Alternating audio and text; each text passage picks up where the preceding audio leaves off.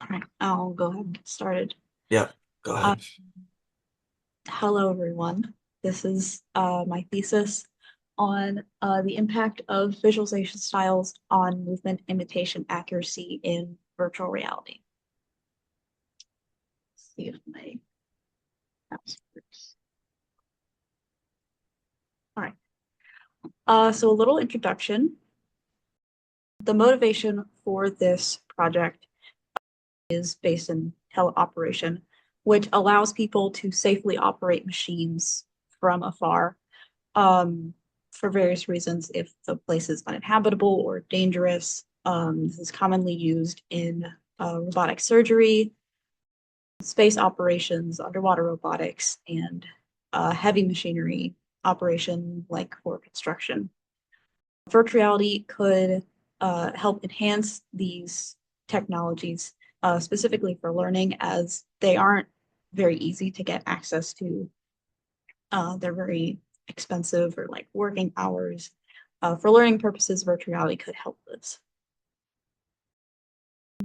Some of the literature that existed prior, specifically for visualizations, is this paper on the visualization techniques for precise alignment.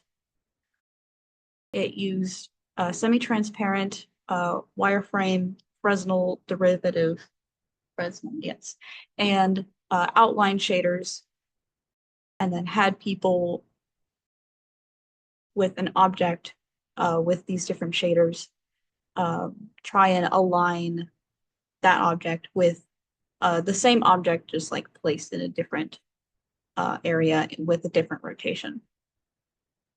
So results, so this is the semi-transparent wireframe, Fresnel derivative, and the outline. So the outline received the best results overall. However, semi-transparent was the best for translation or moving position, which is what I needed for movement purposes. So that is what I decided to go with. Um, so specifically for motion data or movement, this paper on visualizing motion data in virtual reality displayed objects spatially and temporally with different iterations of that in interactive, animated, or static. And animated time had the fastest completion, but interactive space and time had the highest user confidence. So a little more of an interactive game, if you will, would likely be best for learning purposes. And speaking of learning, this paper on several papers uh, for virtual reality in education and training concluded that you can acquire psychomotor skills training in virtual reality, and that does translate to real life. But the degree of skill transfer depends on the game. They're not entirely sure why, like what factors cause a higher skill transfer, but it does transfer. And cyber sickness is a concern, but it's very rare. But it does negatively impact the learning experience, as you can imagine. So some of my objectives here were to answer the questions, what role does offset play? What role does animation play? What role does handedness play? And how do these three variables interact with each other? So my hypothesis was that offset, discrete, and unimanual, that combination, would provide the best results. And I'll go over what those actually mean in a little bit. So my methodology, um, the application, there were three movements for each 12 combinations. So there were two offset types in place and far away.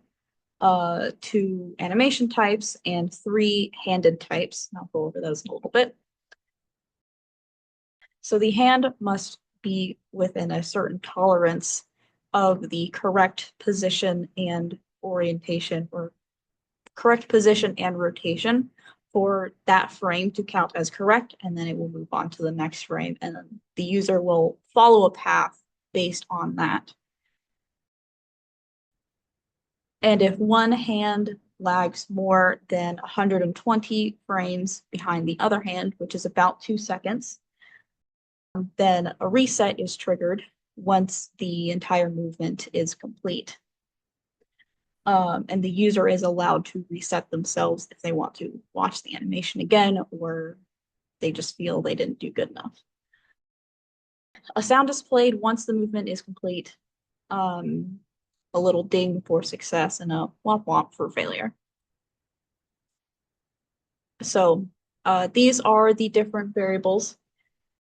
In place is close up, offset is further away, with a second set of controllers being created for the offset type, so that the user doesn't have to like physically move in order to reach that offset.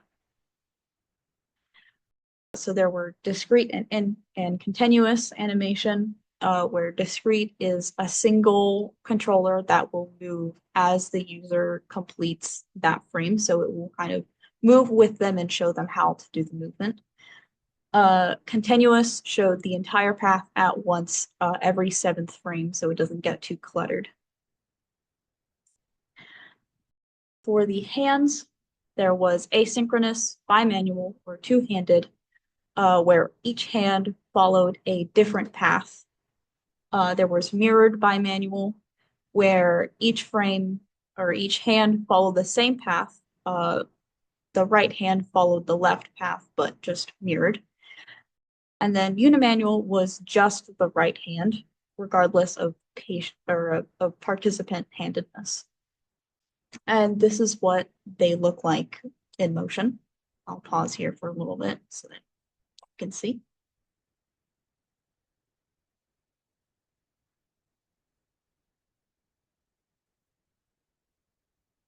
Okay. So the participants, I recruited 30 people through a UCF email list, aged 18 to 31, an average of 21.6 years old. And 26 of those people were right-handed, or 87%.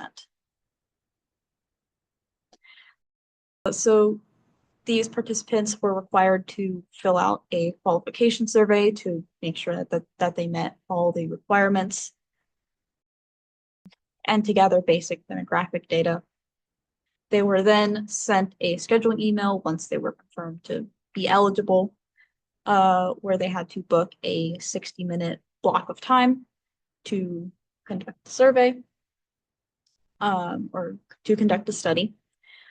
In the study, after each of the 12 combinations, they filled out a between trial survey that gauged mental demand, physical demand, stress, and how successful they felt. And then after they completed all of those, like after completing all of the visualizations and the between trial surveys, they completed the end of experiment survey, which basically just asked them which of these visualizations did you like the best. And the data that I collected more than this, but this is a very small snippet. The offset identifier, the animation identifier, and the handed identifier, just so I know what trial they were completing at this point in time. And then the score is a percentage based on the distance that they were compared to the correct orientation. And here are the results. The between trial, unimanual or single-handed had less mental and physical demand and stress. and had a higher sense of success. Discrete animation had less mental demand and stress compared to continuous animation. And then there was no significant difference in offset versus close. For the end of experiment, despite the between trial survey, closer close-up visualization was highly preferred. 80% of the participants preferred closer visualization. The animation techniques were about similar, 43 and 57%. And then for the handedness, single-handed got a higher rating compared to the other two, 57% compared to 23% for mirrored and 20% for asynchronous. So these are the results from the scores, kind of graphed out. On the left is the actual score distribution, and then on the right is the means for each of those and the confidence intervals. But not all of this is important or significant. So this is actually what is significant. And significance just means that these results are not a coincidence. They are actual results that could be replicated. So the offset, animation, and hands did have an impact on the score, as well as the combination of offset and animation. And the animation and hands were significant.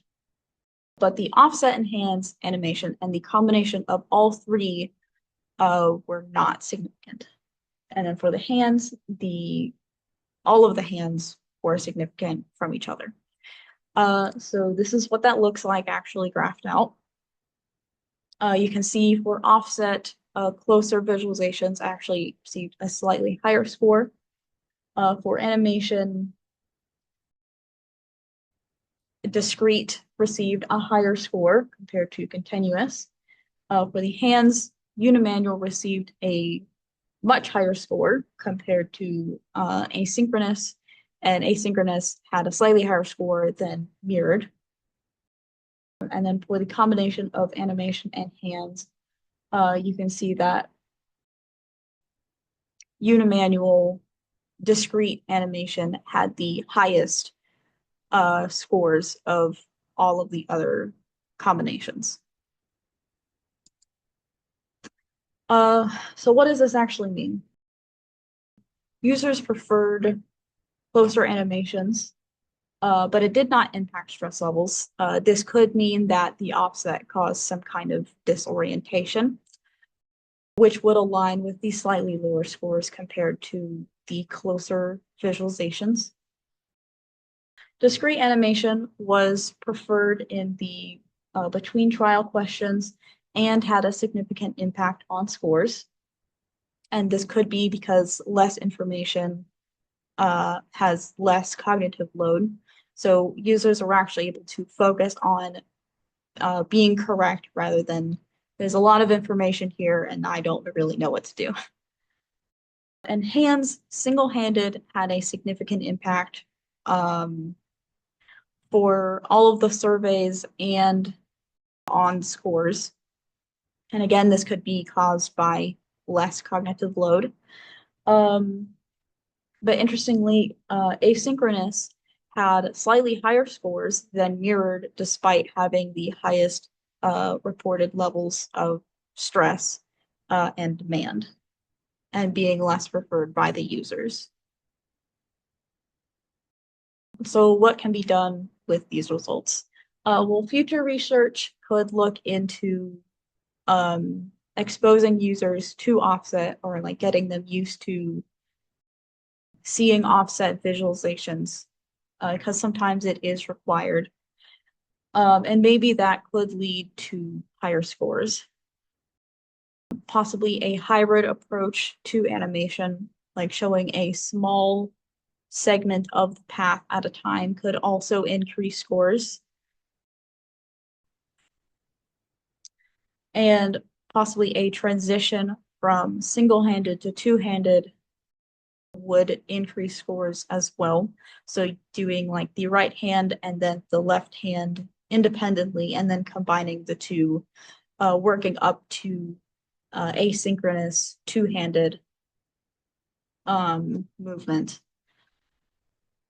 And then possibly a better feedback system could reduce stress,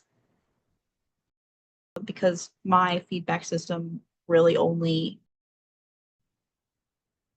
told the user if they were correct or incorrect after they had completed the entire movement. So possibly something where they are stopped or they are told explicitly what they did wrong before they reset could have lessened stress on them. So to conclude, offset had no impact on the scores, but did negatively impact user experience. The animation, users had no preference, but it did impact scores. And then handedness had a significant impact on both user experience and performance. So I would like to say thank you to my committee for their guidance, to Jake and Pierce for helping me through this process, to the participants whose contribution made this research possible, and to my family and friends for their love and support throughout all of this. And to all of you for taking time out of your day to sit here and listen to me talk. Are there any questions? I have a question, more of a clarification question. With your continuous mode, um, whether it's offset or not, you actually show the entire movement at once that the user is supposed to do, or do you show it like as they're moving? I show the entire movement. So let me go back here. I Mhm. show the entire movement, and then the path will disappear as the user. As the Yeah, user goes through it. I yeah, see. Okay. And you don't know if you did it right until the very end. yeah.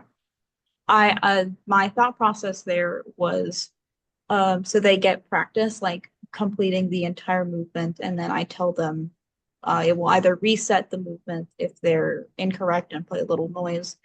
And if they are correct, then it will play a different noise and they will continue to the next movement. Mhm. Okay. So, quick clarification on that. So if they made it like if they visually made it all the way through the movement, but I guess somewhere along the lines they had too bad of a score, or they were too far away from the trajectory, then that task would get repeated. Yeah. Is that true? So it would trigger a little flag in the program that basically says once they're done with the movement, if that flag is triggered, then do the same movement again. I see. I see.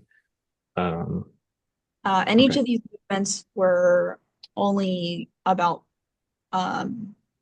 probably from 3 to 5 seconds, so it wasn't too terribly long.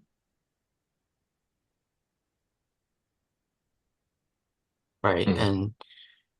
And so in tele-robotic applications, you may need to do various movements to control whatever it is you want to control. So this is a way to potentially teach you how to do various movements. Yeah. It's a more accessible form. I'm sorry, give me 1 second. Yes, I wasn't moving enough. Um, so it's a more accessible form of training for these different applications. Because sometimes the machines are very big and very expensive, um, Mhm. and like might be in an office where somebody may not have access to it all the time and might be needed for other purposes. So Having this as a kind of stepping stone up to that, I think could really help.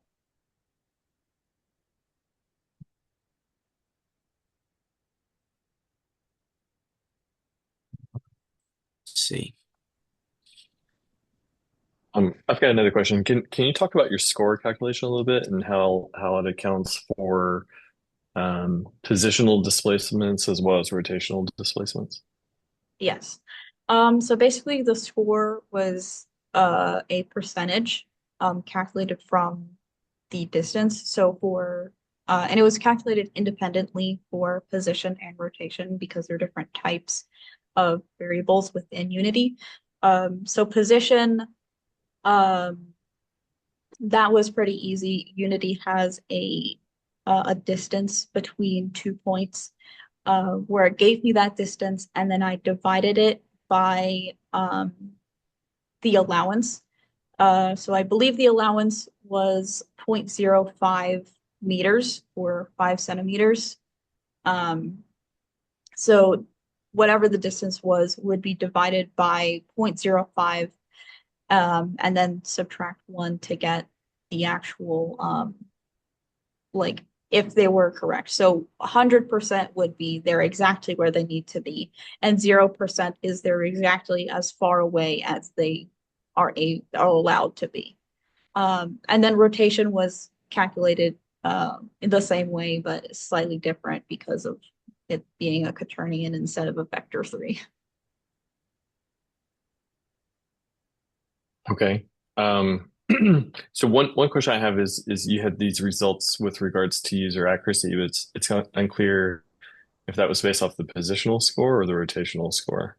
It's based off both. So the actual score for the entire frame was taken as an average of both the rotate or the positional score and the rotational score. So they were both Okay. calculated separately and then turned into an average for the entire frame. And that is what I used in calculations. Interesting. Have you considered also including analyses of the positional and rotational accuracies?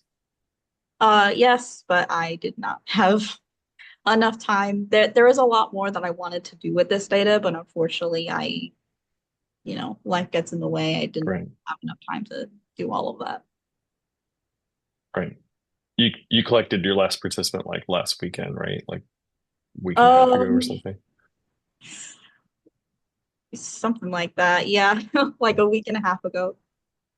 Yeah. Okay. I Um, did create a GitHub where I put all of this data. Um, so if other people want to use it in the future, they are allowed to. Is that in your thesis? I'm going to include a link to it in Okay. there. Yeah, it's not in Okay. there right now, but I do have it created, and I will include a link in the final version. Mm.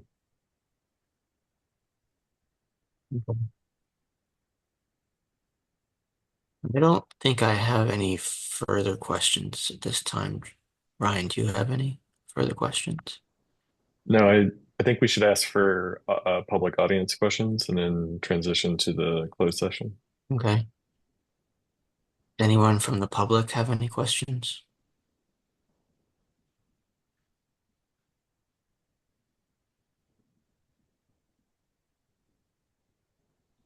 I'll take that as a no.